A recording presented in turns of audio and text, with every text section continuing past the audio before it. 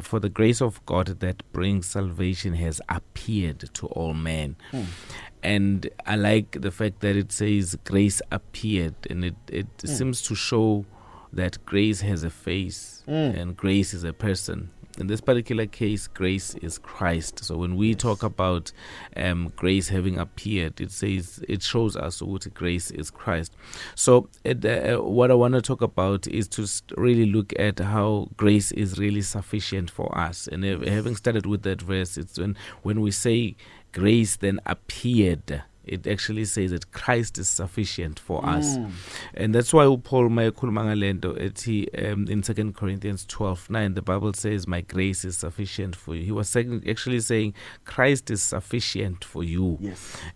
For my strength is made perfect in your weaknesses. And then it was talking about how Christ is made perfect, in our weaknesses. And these days I'm talking about how we are transitioning, or we have transitioned actually a long time ago when Christ came from the old covenant into the new covenant. And of course, I think somebody may say, land of the old covenant and the new covenant, we're coming from the old into the new. But the fact that the old covenant is so old, it's old in our minds, it's old in the teachings, it's old in its dominance because of how long it has been around. We therefore then find ourselves, we have a particular mentality, and that mentality is a mentality which is defining how we continue to live in the past, which has passed, So in this particular instance, we find that grace has appeared. Anyway, the difference that I'm trying to bring in terms of the old covenant and the new covenant is the fact that what others in the past hoped for in terms of the promises, what others looked forward to a particular time, we are actually living at that time, which is actually the best time. Biblically speaking, we are living at the best time. I don't think there's ever going to be a better time than now. I know futurists talk about a time to come, but if you look at the biblical timelines, you actually really find what the Bible talks about the time when, which is a great time when Christ came, when grace came. So when the Bible then talks about it in the 2 Corinthians chapter 12 verse 9, Paul. And says, when Paul says, my grace is sufficient for you and my strength is made perfect in your weaknesses, it is defining how Christ is really perfect for us in every circumstance, in every situation. And that's a very interesting part to note. Christ is perfect in our situation. If you read the Bible as well, again, in the book of Romans chapter 8, verse 32, and I'm trying to lay it down so that we can understand how Christ is perfect for us.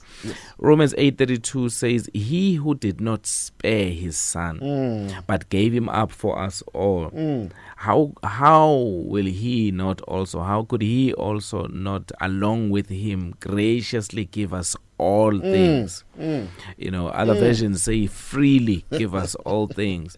If he gave us his son. If he gave us his son. And I'm extreme in teaching about this verse because I go to a point of saying the heavens are empty. And when I say the heavens are empty, I say if God could give us his son, because his son is the biggest gift that he could give us. His son is the perfect, is the best that God could give us. It then says now for us, now, if he gave him up for us all, how could he not with him? And so, grace now again, Christ manifesting at this particular time, how could he not with him freely give us all things? Which therefore means everything that we have, everything that we are, has been perfected, has manifested in Christ Jesus. So we are living at a great time, and at a great time where, unlike in the Old Testament, there is no need actually for human effort in order to be accepted before God. There is no need for us to perform in order to be accepted before God, because the grace of God was revealed in Christ Jesus. When the grace of God says, The word grace itself, means the unmerited favor, something that we don't deserve, So under the old covenant, people tried to qualify for God. So under the new covenant, it is Christ who has qualified us once and for all. And then that's an important part, I think. So in trying to just encourage people to understand that in trying times, in difficult times, we have grace, and that grace is a person. It is Christ Jesus. Yes. So Christ is an important part. Because everything is locked up in Christ Jesus.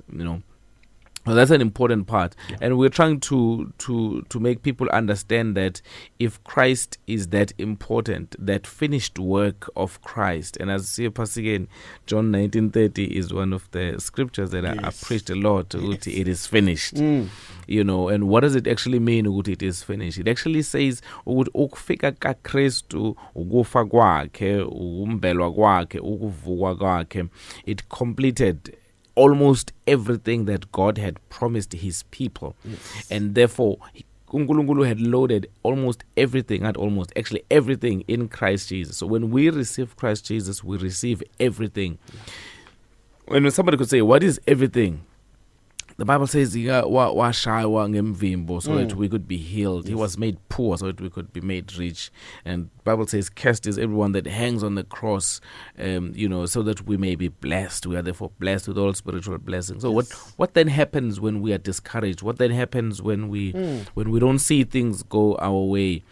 Christ is the epitome of everything in our lives. Maybe in closing, the Bible would then say, njengalokho inyoka yethu siphakanyisiwe ehlane kanjalo indodana yomuntu imele ukuphakanyiswa. Yes. That's a very critical scripture that I want to close with, because if you look at that scripture and the history in terms of what the Bible is talking about today, ngalesikhathi kuthiwa kwaphakanyiswa inyoka ehlane kwakunenkinga ukuthi inyoka zazidla abantu.